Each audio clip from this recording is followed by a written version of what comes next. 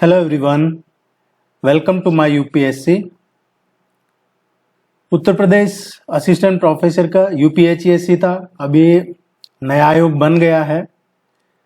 इसका advertisement number 51 के 6 test already complete हो चुके हैं। टेस्ट नंबर 7 अभी डिस्कस करेंगे। अगर आपने टेस्ट सीरीज ज्वाइन नहीं की है तो टेस्ट सीरीज इस नंबर पे कांटेक्ट करके ज्वाइन कर सकते हैं। वेबसाइट पे जाके टेस्ट सीरीज ज्वाइन कर सकते हैं।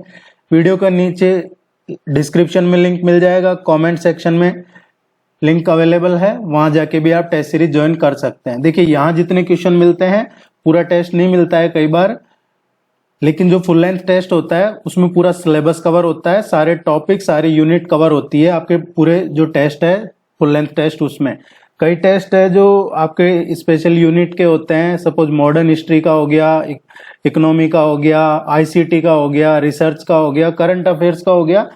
उनमें सिर्फ उसी टॉपिक के क्वेश्चन होते हैं और ज्यादातर तो फुल लेंथ टेस्ट ही है। Let's begin. हाल ही में किस टाइगर रिजर्व को भारत के 55वें टाइगर रिजर्व के रूप में अधिसूचित किया गया है? अभी रिसेंटली ये नया टाइगर रिजर्व नोटिफाई किया गया है। देखिए टाइगर रिजर्व है इंडिया में कब सेटअप हुए थे? ये थे एक प्रोजेक्ट था, प्रोजेक्ट टाइगर, उसका पार्ट है और ये इनिशिएट किया गया था 1973 में और इसको एडमिनिस्टर किया था national tiger conservation authority, government of India ने। और अभी बात करें हम अभी तक की, प्रेजेंट तक की, तो अभी 55 टाइगर रिजर्व है इंडिया में। पहला टाइगर रिजर्व कौन सा नोटिफाई किया गया था? तो जिम कॉर्बेट नेशनल पार्क है, ये पहला टाइगर रिजर्व बनाया गया था, उत्तराखंड में है अभी ये Jim Corbett national park. Last कुछ नए जो बने हैं 52nd तक, आपको जो इससे पहला वाला बैच करवाया था टेस्ट सीरीज उसमें 52nd तक के करवा दिए थे। 52वां जो टाइगर रिजर्व बना था वो था रामगढ़ विषधारी, राजस्थान का 52वां। 53वां जो बना था 53rd, ये रानीपुर बना था। रानीपुर कहां का? उत्तर प्रदेश का। 54वां जो बना था 54th, ये वीरांगना दुर्गावती बना था, वीरांगना दुर्गावती टाइगर रिजर्व मध्य प्रदेश का। और अभी जो 55वां बना है ये धौलपुर करौली बना है। धौलपुर करौली ये है राजस्थान में, 55वां टाइगर रिजर्व धौलपुर करौली। तो ये फर्स्ट ऑप्शन देखेंगे तो आप ये 52वां था, रानीपुर है ये 53वां था, वीरांगना दुर्गावती है ये 54वां था और ये 55वां टाइगर रिजर्व बना है। एक क्वेश्चन इस तरीके का आता है आपके एग्जाम में। विश्व आर्थिक स्थिति और संभावना रिपोर्ट निम्नलिखित में से किसके द्वारा जारी की जाती है? विश्व की आर्थिक स्थिति और संभावना रिपोर्ट है, ये कौन जारी करता है? ये वर्ल्ड बैंक जारी करता है, विश्व बैंक। और इसने अभी 2024 की जो रिपोर्ट जारी की है उसमें वर्ष 2024 के अंत तक ये वैश्विक जो ग्लोबल इकोनॉमी है इसका प्रदर्शन सही नहीं रहेगा, खराब ही रहेगा। और 30 इयर्स की, 30 वर्षों में जो जीडीपी है उसकी आधे दशक की सबसे धीमी वृद्धि इसी 2024 के अंत तक देखने को मिलेगी। ये वर्ल्ड बैंक ने पूरे ग्लोबल इकोनॉमी के बारे में बताया। हालांकि इंडियन इकोनॉमी है वो अभी सबसे फास्टेस्ट ग्रो कर रही है, ये भी आईएमएफ और वर्ल्ड बैंक के ही डेटा है। भारत के संविधान में स्वतंत्रता, समानता और बंधुत्व शब्द liberty, equality and fraternity, liberty, equality और फर्टेनिटी, ये कहां से लिए गए हैं? ये किस क्रांति से लिए हैं? तो ये फ्रांसीसी जो क्रांति हुई थी, फ्रेंच रिवॉल्यूशन 1789 का, वहां से ये शब्द लिए गए थे। ये फ्रेंच के कॉन्स्टिट्यूशन में भी है, लिबर्टी, इक्वलिटी एंड फर्टेनिटी। एक क्वेश्चन आता है इस तरीके का कि ये संविधान में कहां से लिए हैं, चाहे फंडामेंटल राइट्स है या मूल कर फंडामेंटल ड्यूटीज हैं या सिटीजनशिप है या ये जो सेंटर स्टेट वाला कॉन्सेप्ट है, तो ये सभी आपको करवा दिए जाएंगे। आप भी अपनी तरफ से पढ़ना चाहे तो पढ़ सकते हैं। लोकसभा का कोई सत्र किसके आदेश से स्थगित किया जा सकता है? लोकसभा के सत्र को राष्ट्रपति के आदेश के बाद स्थगित भी किया जा सकता है। राष्ट्रपति के पास संसद के किसी भी सदन की बैठक बुलाने या सत्रावसान करने या फिर लोकसभा को भंग करने का भी राष्ट्रपति के पास अधिकार होता है। देखिए, आपको पढ़ने होंगे आर्टिकल 52 से और 78, और इसमें राष्ट्रपति से जो रिलेटेड आर्टिकल है 52 से 62, ये स्पेशली प्रेसिडेंट से रिलेटेड है। तो राष्ट्रपति के पास ये पावर होता है। पार्लियामेंट क्या होता है? पार्लियामेंट का मतलब भी यही होता है, upper house Rajya Sabha, lower house Lok Sabha और प्रेसिडेंट, ये तीनों, इनको ही पार्लियामेंट कहा जाता है। पार्लियामेंट का मतलब राज्यसभा, लोकसभा और राष्ट्रपति। राष्ट्रपति भी इसका करेक्ट आंसर है।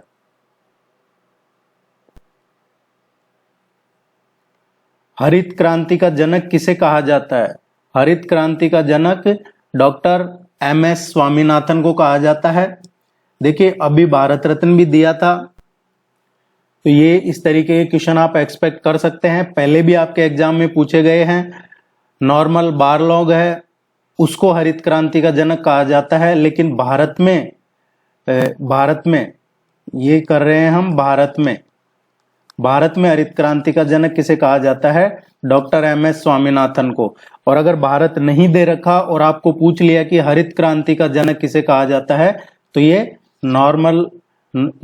नॉर्मन बारलॉग हैं, इनको कहा जाता है। वर्गीस कुरियन है, इनको फादर ऑफ व्हाइट रिवॉल्यूशन कहा जाता है, श्वेत क्रांति का जनक। ये तीनों आप ध्यान रखिएगा, ये इंपॉर्टेंट है। आप इसको वीडियो को लाइक कीजिए, चैनल को भी सब्सक्राइब कर लीजिएगा। आप ज्यादातर लोग देख लेते हैं वीडियो लेकिन ना लाइक करते हैं, चैनल को भी सब्सक्राइब नहीं करते हैं, देख के चले जाते हैं। टेस्ट सीरीज के लिए इस नंबर पे कांटेक्ट कर लीजिएगा।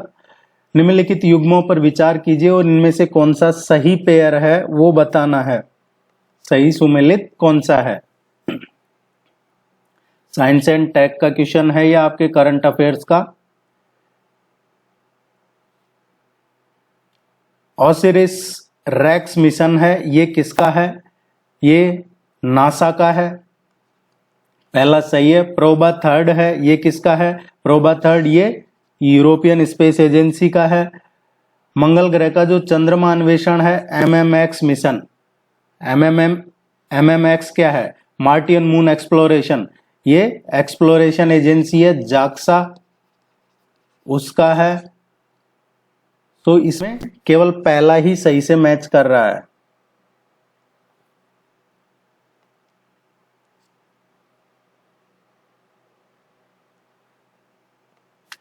SMTP is an acronym for, ये SMTP है, ये क्या है? It stands for simple mail transfer protocol. Simple mail transfer protocol, third C इसका करेक्ट आंसर आएगा। SMTP क्या है? एक सेट ऑफ कम्युनिकेशन गाइडलाइन है। ये अलाउ करता है सॉफ्टवेयर को जो इलेक्ट्रॉनिक मेल है उसको ट्रांसफर करने के लिए over the internet. SMTP simple mail transfer protocol है। ये एक सेट ऑफ कम्युनिकेशन गाइडलाइंस है जो अलाउ करता है सॉफ्टवेयर को किस चीज के लिए?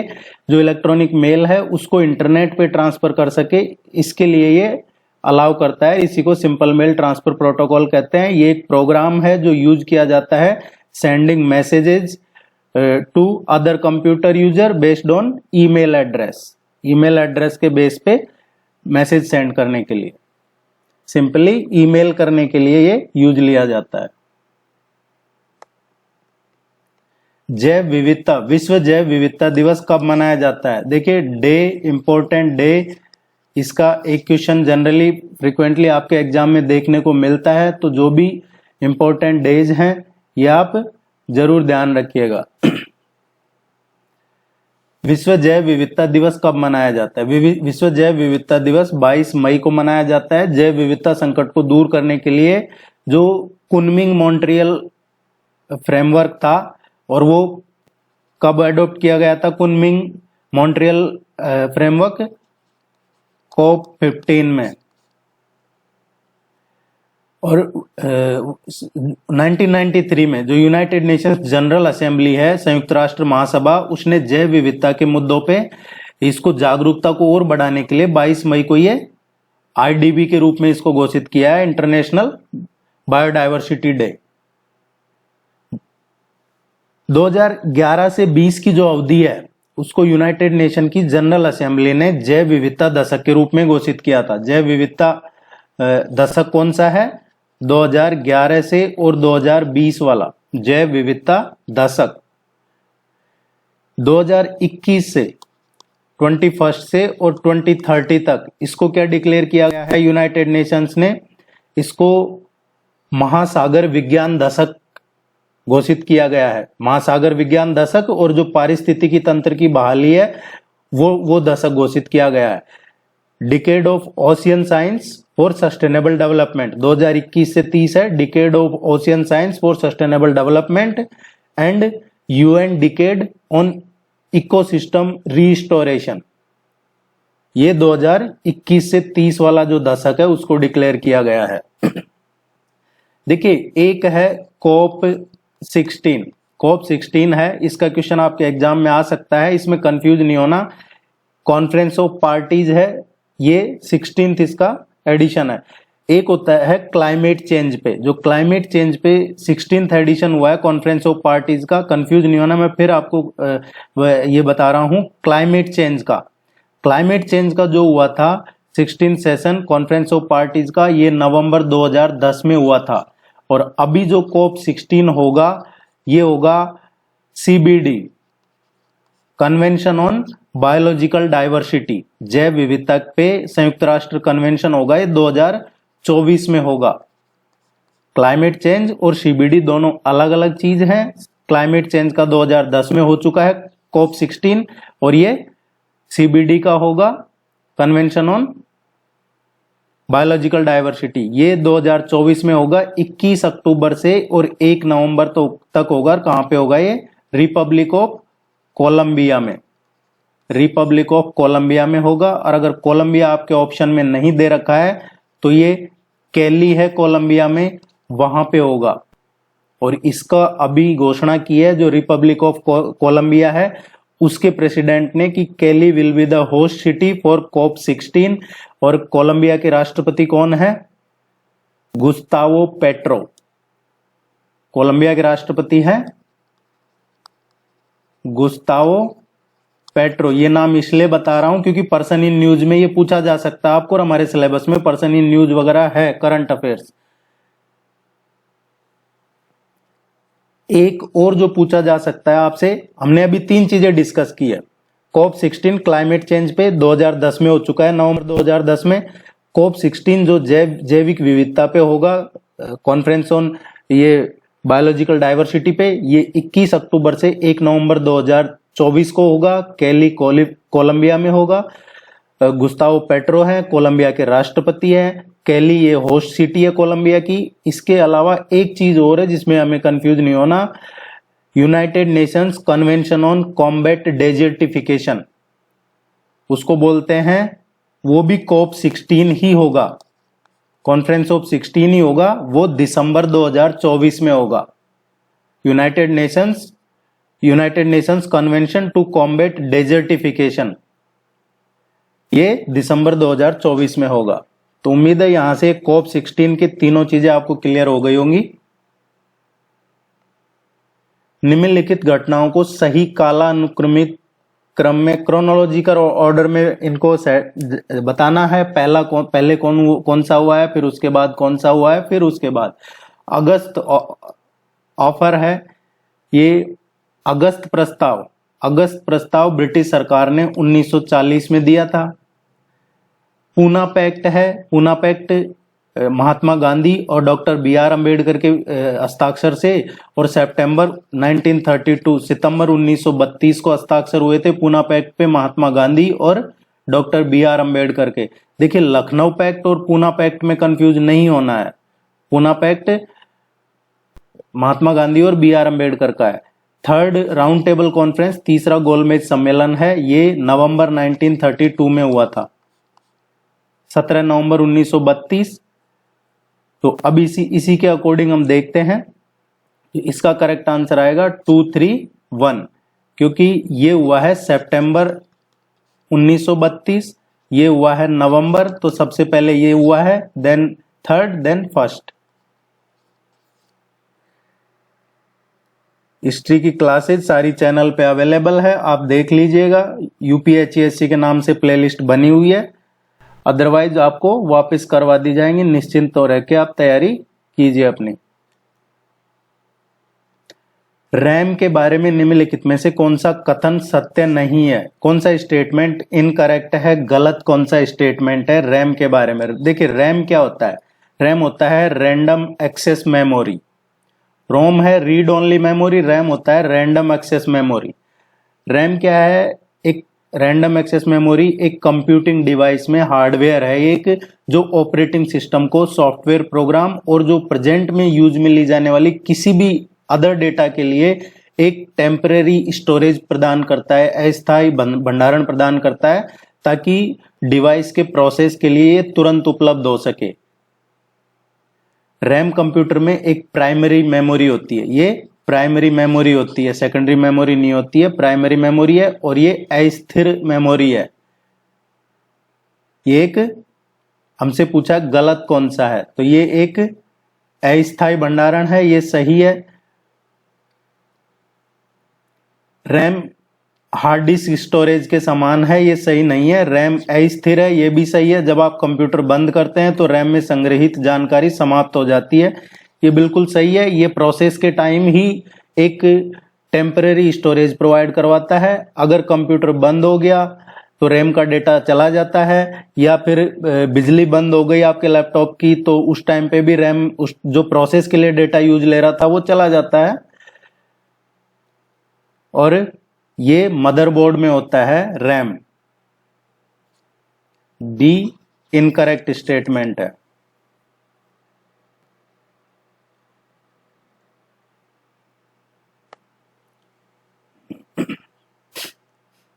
यदि बैंक दर में परिवर्तन हो तो क्या प्रभावित होगा? देखिए बैंक दर, बैंक रेट, बैंक रेट क्या होता है? बैंक रेट वो होता है जिसपे आरबीआई जो कमर्शियल बैंक्स हैं उनको ये लोन देता है। अब कुछ लोग क्या है इसमें कंफ्यूज रहते हैं, कई बार देखते हैं कमेंट वगैरह करते हैं, उनको जानकारी पूरी नहीं होती है, वो गूगल करते हैं, गूगल पे डालते हैं और फिर बताते हैं कि बैंक रेट जो आप बता रहे हैं वो बैंक रेट नहीं, वो रेपो रेट होता है। क्या होता है? Repo rate. तो बैंक रेट क्या होता है और रेपो रेट क्या होता है, दोनों ही समझ लेते हैं। बैंक रेट वो रेट होती है जिसपे सेंट्रल बैंक कौन सा है? Reserve bank of India fund provide करवाता है, लोन देता है कमर्शियल बैंक को लॉन्ग टर्म के लिए। तो बैंक रेट मीन्स आरबीआई जो कमर्शियल बैंक है उनको लॉन्ग टर्म के लिए, लंबे टाइम के लिए ये फंड प्रोवाइड करवाता है या लोन देता है, यूं कह सकते हैं। रेपो रेट क्या होता है? रेपो रेट में भी वही होता है जो सेंट्रल बैंक है आरबीआई, वो लैंड करता है फंड, लोन देता है, सिंपल भाषा में कहें तो इनको पैसा देता है कमर्शियल बैंक को, लेकिन रेपो रेट में शॉर्ट टर्म के लिए देता है। शॉर्ट टर्म का मतलब जैसे एक रात के लिए, 12 घंटे के लिए, 24 घंटे के लिए या 1-2 दिन के लिए, टाइपिकली ओवरनाइट ही होता है, तो वो रेपो रेट होता है। दोनों में ही आरबीआई कमर्शियल बैंक को पैसा देता है, लोन देता है। अब इसमें परिवर्तन होता है तब क्या होता है? बैंक दर में जब परिवर्तन होता है तो रिजर्व बैंक वाणिज्य बैंकों को जो लोन देता है उसमें भी इफेक्ट होगा। अब बैंक दर बढ़ने से, सपोज हम मान के चलते हैं कि ये बढ़ गया, तो बढ़ने से जो बाजार में ब्याज दर चल रहा है उस पे इफेक्ट पड़ता है, मार्केट में जो इंटरेस्ट रेट है उस पे इसका इफेक्ट पड़ता है, क्योंकि ऑटोमेटिक कमर्शियल जो बैंक है उनका रेट बढ़ जाता है और फिर मार्केट में जो रेट चल रहा है वो भी बढ़ जाता है। जादूगोड़ा खदानें किसके लिए फेमस है? जादूगोड़ा की खदानें हैं ये यूरेनियम के लिए फेमस है, यूरेनियम के लिए फेमस है। और इस जो ये जादूगोड़ा खदान है, इनका खनन शुरू किया गया था 1967 में। जादूगोड़ा ये खदान कहाँ पे है? सिंहभूम में है। और सिंहभूम कहाँ पे है? झारखंड में। सिंहभूम में है, झारखंड में। जादूगोड़ा खदान है, यूरेनियम का उत्पादन होता है यहाँ, यूरेनियम के लिए फेमस है। निम्नलिखित में से कौन सी एकमात्र सहायक नदी है जो पहाड़ी क्षेत्र के बजाय मैदानी क्षेत्र से उत्पन्न होती है? ये माउंटेन से नहीं ओरिजिनेट होती है, प्लेन एरिया से ओरिजिनेट होती है। कौन सी रिवर है? गंगा की ट्रिब्यूटरी भी है, गंगा की सहायक नदी भी है, ये गोमती रिवर है। गोमती रिवर ये उत्तर प्रदेश में पीलीभीत से निकलती है, पीलीभीत में भी गोमती ताल है, वहां से ओरिजिनेट होती है ये। इसकी लगभग 900 किलोमीटर इसकी कुल लंबाई है। सैदपुर एक जगह है, सैदपुर यहां पे गंगा में मिल जाती है। बी इसका करेक्ट आंसर है।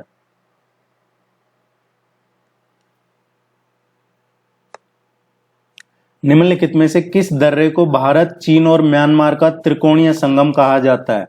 कौन सा पास है जो भारत, चाइना और म्यांमार इन तीनों का संगम कहा जाता है? ये ट्राई जंक्शन है यहाँ पे।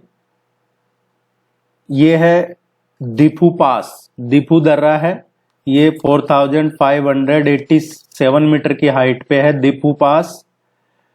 ये भारत, चीन और म्यांमार की सीमा पे है। अक्टूबर 1960 में चीन और म्यांमार ने दीफू के निकट ही अपनी सीमाओं का सीमांकन किया था, जिसके बाद भारत और चीन के बीच अरुणाचल प्रदेश को लेकर यह सीमा विवाद उत्पन्न हुआ था 1960 में। 1960 में चाइना और म्यांमार ने इस दीफू पास के पास में ही अपना अपना बॉर्डर का सीमांकन कर दिया। इंडिया सोता रहा, इंडिया ने इतना ध्यान नहीं दिया और फिर उसके बाद चाइना अरुणाचल को क्लेम करने लग गया। और अभी भी वो अपने मैप में कई जगह दिखाता है, हालांकि मैप में दिखाने से कुछ नहीं होता है। नेपाल भी अपने पैसे पे कई इंडिया की जगह दिखाता है, लेकिन वो सब उससे ज्यादा फर्क पड़ता नहीं है। लेकिन उस टाइम चाइना ने काफी जमीन कब्जा की है। शिक्षा की वार्षिक स्थिति रिपोर्ट 2023 निम्नलिखित में से किसके द्वारा जारी की जाती है? ये ASER है, annual status of education report 2023 अभी जारी की गई है। ये गैर सरकारी संगठन है, प्रथम इसने जारी की है और इसका जो शीर्षक था, इसका टाइटल था इस रिपोर्ट का, बियॉन्ड बेसिक्स। इस टाइटल से ये 18वीं रिपोर्ट अभी जारी की गई है।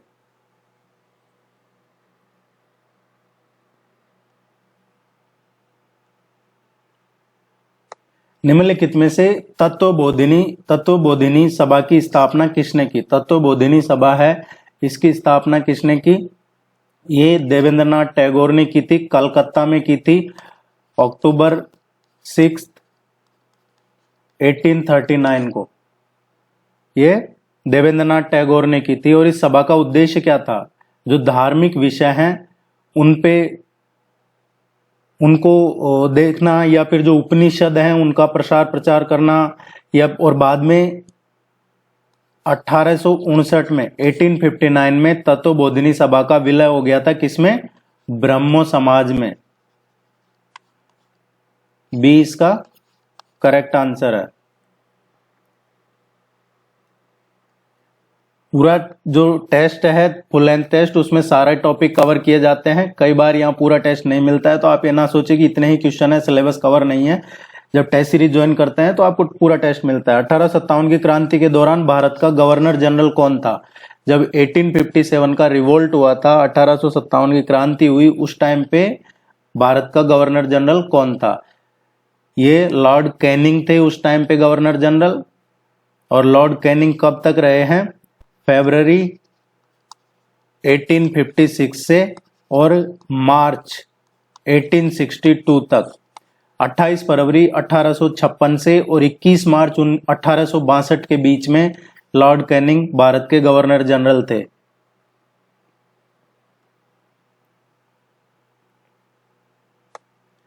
आप वेबसाइट पे जाके भी टेस्ट सीरीज ज्वाइन कर सकते हैं, इस नंबर के थ्रू भी कर सकते हैं।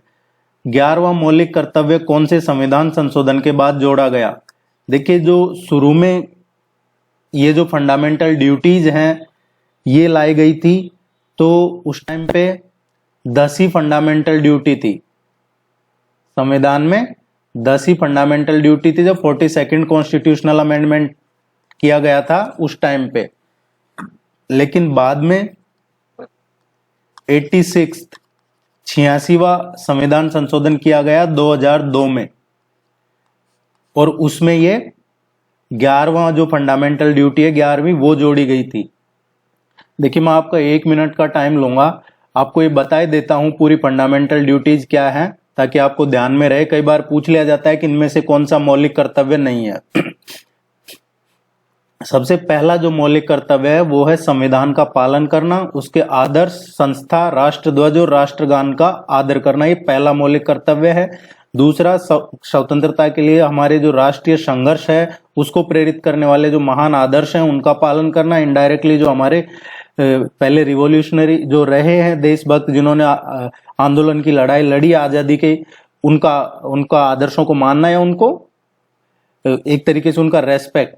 भारत की संप्रभुता, एकता और अखंडता को बनाए रखना, उसकी रक्षा करना, ये तीसरा फंडामेंटल ड्यूटी है। देश की रक्षा करना और आह्वान किए जाने पर राष्ट्र की सेवा करना, ये चौथी फंडामेंटल ड्यूटी है। भारत में लोगों में समरसता होनी चाहिए, समान भाईचारे की भावना होनी चाहिए। इसका समान भाईचारे की भावना का निर्माण करना है, जो ना किसी धर्म, ना भाषा, ना किसी प्रदेश, ना किसी वर्ग, इन सबसे रिलेटेड नहीं हो, किसी भेदभाव से रिलेटेड नहीं हो, भेदभाव से परे हो। ये पांचवी है। ऐसी प्रथाओं का त्याग करना जो स्त्रियों के सम्मान के विरुद्ध है, ये छठी फंडामेंटल ड्यूटी है कि समाज में जो भी ऐसी प्रथाएं हैं जो स्त्रियों के सम्मान के विरुद्ध हैं उनको त्यागना है। हमारी समग्र जो संस्कृति है, जो हमारी विरासत है, उसको इम्पोर्टेंस देना है, उसको संरक्षित करना है, उसको बचाना है, ये सातवीं फंडामेंटल ड्यूटी है। जो हमारे फॉरेस्ट हैं, लेक्स हैं, रिवर हैं, वन, झील, नदियां या वन्य जीव हैं, हमारा जो पर्यावरण है उसकी रक्षा और सुरक्षा करना, प्राणी मात्र के लिए दया की भावना रखना, यह आठवीं फंडामेंटल ड्यूटी है। मानवतावाद, वैज्ञानिक दृष्टिकोण और जो एक ज्ञान अर्जित करना, उसमें सुधार की भावना और सार्वजनिक संपत्ति की सुरक्षा करना और हिंसा नहीं करना, हिंसा से दूर रहना, यह नवीं फंडामेंटल ड्यूटी है। व्यक्तिगत और सामूहिक गतिविधियों के सभी क्षेत्रों में उत्कृष्टता के लिए प्रयास करना, ताकि हमारा जो देश है, हमारा राष्ट्र है, वो लगातार उच्च स्तर की उपलब्धि हासिल कर सके, देश तरक्की कर सके, ये 10वीं फंडामेंटल ड्यूटी है। ये सभी पहले जो कॉन्स्टिट्यूशनल अमेंडमेंट हुआ था इंदिरा जी के टाइम पे, उस टाइम ऐड कर दी गई थी। उसके बाद में 86 कॉन्स्टिट्यूशनल अमेंडमेंट हुआ 2002 में, जिसमें जोड़ा गया है 11वां मौलिक कर्तव्य 86वें में, और ये था 6 से और 14 साल के जो बच्चे हैं, इस आयु के बच्चों को शिक्षा के अवसर उपलब्ध करवाना, ये फंडामेंटल ड्यूटी है 11वीं। मुझे उम्मीद है कि यहां से अब कोई क्वेश्चन आएगा तो आप उसको सही कर देंगे। ये आर्टिकल 51A में आता है, ये पिछले टेस्ट में करवा दिया था आपको। सुप्रीम कोर्ट के मुख्य न्यायाधीश के सेवानिवृत्त होने की आयु क्या है? सुप्रीम कोर्ट का चीफ जस्टिस है, उसके रिटायरमेंट की एज क्या है? ये सुप्रीम कोर्ट के चीफ जस्टिस की बात करें तो 65 ईयर है, जबकि हाई कोर्ट के जज की 62 ईयर होती है। अभी प्रेजेंट में चीफ जस्टिस कौन है? अभी प्रेजेंट में चीफ जस्टिस हैं DY चंद्रचूड़, डॉक्टर धनंजय यशवंत चंद्रचूड़ अभी वर्तमान में भारत के मुख्य न्यायाधीश हैं। 50वें चीफ जस्टिस हैं जो अभी प्रेजेंट में मुख्य न्यायाधीश हैं। और इन्होंने कब शपथ ली थी मुख्य न्यायाधीश की? 9 नवंबर 2022, 9 नवंबर 2022 को राष्ट्रपति द्रौपदी मुर्मू ने भारत के 50वें मुख्य न्यायाधीश के रूप में डॉक्टर धनंजय यशवंत चंद्रचूड़ को शपथ दिलाई थी। इससे पहले ये इलाहाबाद हाईकोर्ट में भी चीफ जस्टिस रहे हैं और मुंबई हाईकोर्ट में भी ये जज रहे हुए हैं,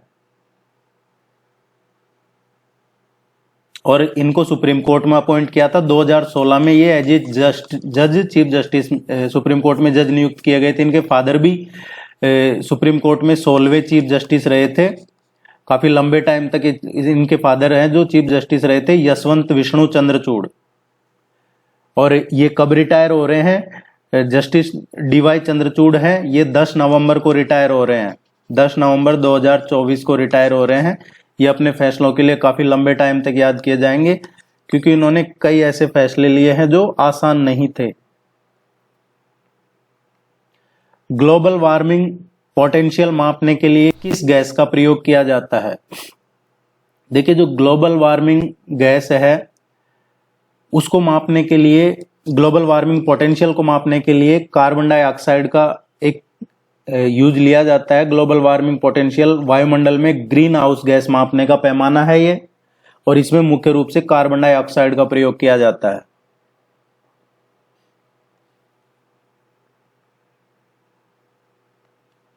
मॉन्ट्रियल प्रोटोकॉल के हस्ताक्षर को मनाने के लिए कौन सा निम्न दिन में से कौन सा मनाया जाता है? मॉन्ट्रियल प्रोटोकॉल है, ये किससे जुड़ा हुआ है? इनडायरेक्टली यही पूछा गया है। विश्व ओजोन दिवस मनाया जाता है। विश्व ओजोन दिवस कब मनाया जाता है? 16 सितंबर को मनाया जाता है, हर साल मनाया जाता है। और ये मॉन्ट्रियल प्रोटोकॉल इसी से जुड़ा हुआ है। ओजोन परत के संरक्षण के लिए मॉन्ट्रियल प्रोटोकॉल हस्ताक्षर किए गए थे। बी इसका करेक्ट आंसर है। भारत के कितने राज्यों की सीमा भूटान से लगती है? नॉर्थ ईस्ट का आपको एग्जाम में क्वेश्चन देखने को मिलेगा, इसलिए नॉर्थ ईस्ट के मैप अच्छे से पढ़ लीजिए। नॉर्थ ईस्ट का मैप है जो आप वहां से क्वेश्चन 100% आएगा आपके, चाहे वो माउंटेन का आए, रिवर का आए, या फिर इस तरीके से बाउंड्री का आए, बॉर्डर का आए। देखिए भारत की है जो 699 किलोमीटर भूटान से लगती है सीमा। अब इसमें आप मैप में जरूर देखिएगा, भूटान से ये भूटान है, इसके नीचे भूटान के नीचे आ जाता है आसाम, इधर अरुणाचल प्रदेश है। इसके अलावा देखिए यहां वो हल्की सी स्ट्रिप है, कौन सी स्ट्रिप है? ये वो दार्जिलिंग वाली स्ट्रिप है, सिलीगुड़ी वाली, पश्चिम बंगाल की। ये भी भूटान से बॉर्डर शेयर करता है। और यहीं आप कंफ्यूज हो जाते हैं कि पश्चिम बंगाल नीचे है, वो बॉर्डर शेयर नहीं करता, सीमा नहीं लगती है भूटान के साथ। पश्चिम बंगाल का जरूर ध्यान रखिएगा, सीमा लगती है। और इधर है आपका सिक्किम। तो ये अरुणाचल प्रदेश, आसाम, सिक्किम और पश्चिम बंगाल, ये 4 राज्य हैं जिनसे भूटान की सीमा लगती है।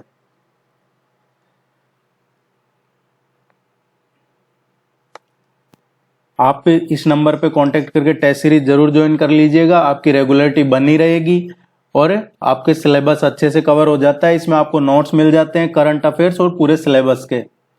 भारत के राष्ट्रपति का और जो पहले हो चुके हैं 50+ टेस्ट पहले बैच में, वो भी अब ये बैच ज्वाइन करने पे वो पहले वाला बैच भी आपको मिल जाता है साथ में। वो 50 टेस्ट आपको इसके साथ फ्री में मिल जाते हैं। भारत के राष्ट्रपति का चुनाव लड़ने के लिए न्यूनतम और अधिकतम आयु सीमा क्या होनी चाहिए? देखिए राष्ट्रपति की क्या योग्यता होनी चाहिए? राष्ट्रपति, भारत का राष्ट्रपति बनने के लिए वो भारत का नागरिक होना चाहिए, 35 साल की एज उसकी कंप्लीट हो गई हो और लोकसभा का सदस्य बनने की उसमें योग्यता हो। ये 3 मेन है, तो ये इसका डी करेक्ट आंसर आएगा। राष्ट्रपति बनने के लिए मिनिमम एज क्राइटेरिया है 35 ईयर, लेकिन अपर एज की कोई लिमिट नहीं दे रखी है। उम्मीद है ये आपको यूजफुल लगा होगा ये टेस्ट। आप वीडियो को लाइक कीजिए, चैनल को सब्सक्राइब कीजिए। All the very best, good luck, thank you very much. कोई भी क्वेरी है, कुछ भी आपको डिस्कस करना है, इस नंबर पे कांटेक्ट करके कर सकते हैं, कमेंट सेक्शन में लिख सकते हैं, आपको जरूर रिप्लाई मिलेगा। Thank you.